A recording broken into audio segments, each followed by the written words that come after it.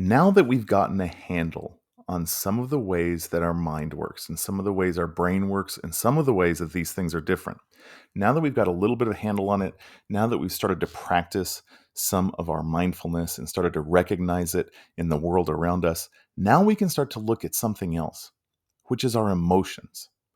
Now, one of the big questions in psychology for the 21st century is, do our emotions direct our thoughts or do our thoughts direct our emotions? Believe it or not, this is a two-way street. They both do both.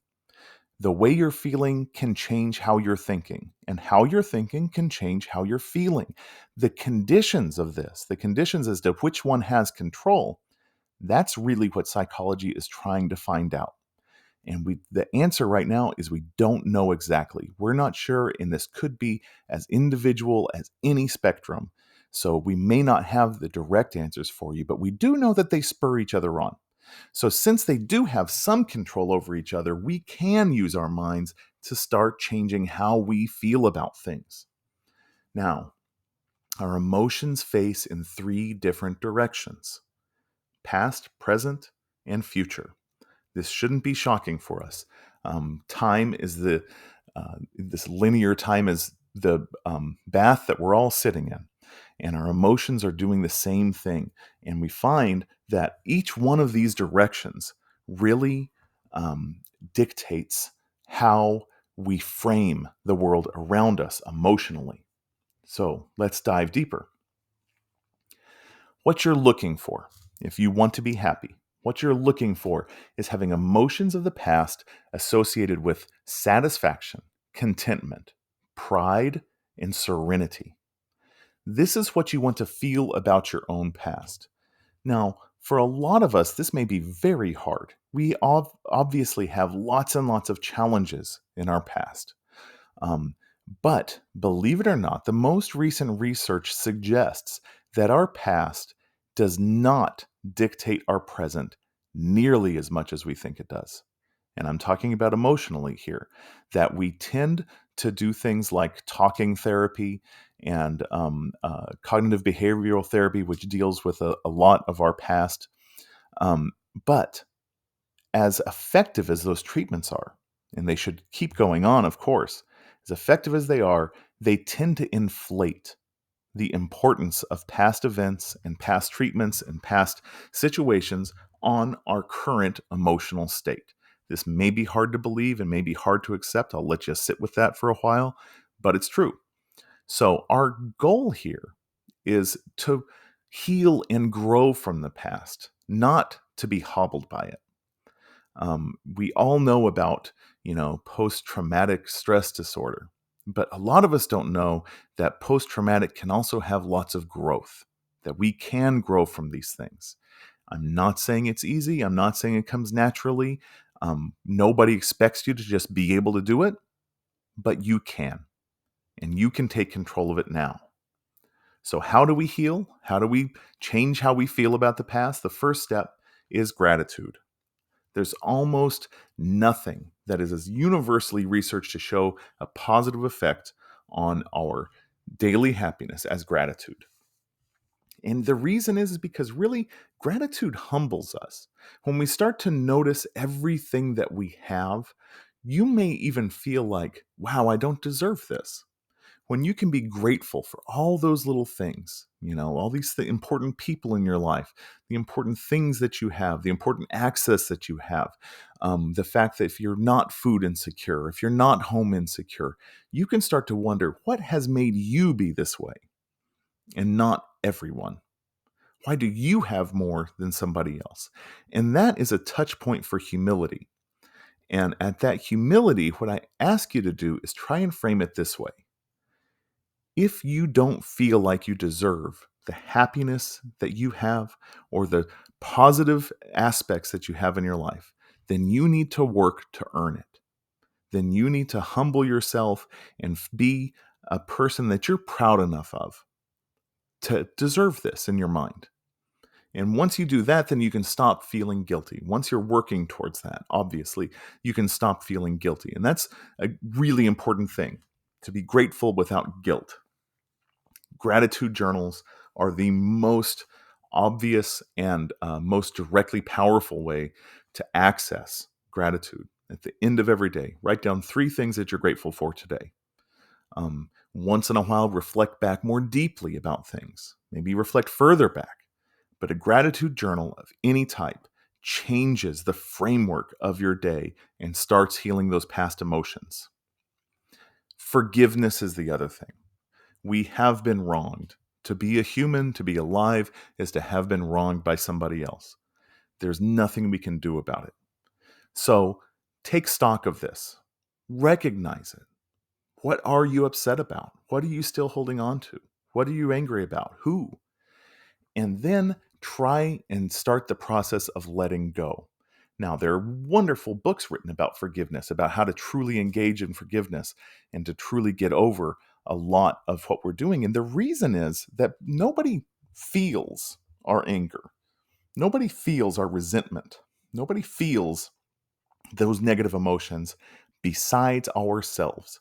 So, in forgiving somebody else, it's really you who's getting the relief. It is you who's being forgiven. And that is hard to really grasp on because in our brains, we have this own, model of the world and we feel like we're throwing daggers and darts at somebody. But we're really throwing them at ourselves. As the Buddha said, that holding on to anger is like holding onto a hot coal with the intention of throwing it at someone. But you get burned because in holding on to anger, you're not even acting on it. You're only acting against yourself. So, one of the ways that I really recommend is editing that text, um, taking a letter, taking a Word document, taking a notebook, and writing a letter to someone. And what this will do is edit the text of your past. Think of someone who you're upset with and change that upset to gratitude. Write them a letter explaining why you are grateful to them. Now, be careful because the first time you do this, you may get into some real passive aggressive stuff here. But I want you to edge away from that. I want you to sincerely thank them for their role in your life. Maybe they abandoned you.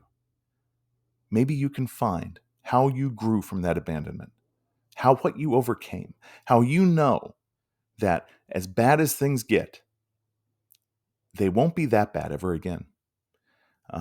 And that you know what you're made of now, that you had strengths rise to the top through this process. Maybe it's not something so dramatic as abandonment. Maybe it's somebody cheated on you. Maybe somebody got a job promotion over you and you're upset with the boss and you're upset with that person. Try to find the silver linings here. As Cormac McCarthy says, try to recognize that we never know what worse luck our bad luck has saved us from. And try and write a letter expressing this. Now, you don't have to deliver the letter, and you don't have to let these people you forgive back into your life. Have your boundaries. But in forgiving them, you forgive yourself and you let go, and your past can become healed.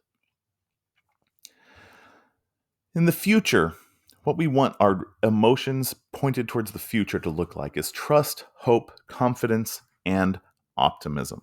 Now, I want to say that hope is a touchy one because lots of times hope can be a toxic thing because instead of hoping that you put your manuscript in the mail, you submit your artwork to a studio and you hope that works out, that's good. To hope for things working out that you're trying now, that's good. But when your hope is actually damning your current situation, that's when it's toxic. When you hope that everything will be better than it is right now, you're saying that everything that there is right now is not good enough. And that's not really a version of looking towards the future. That's a version of making yourself feel bad.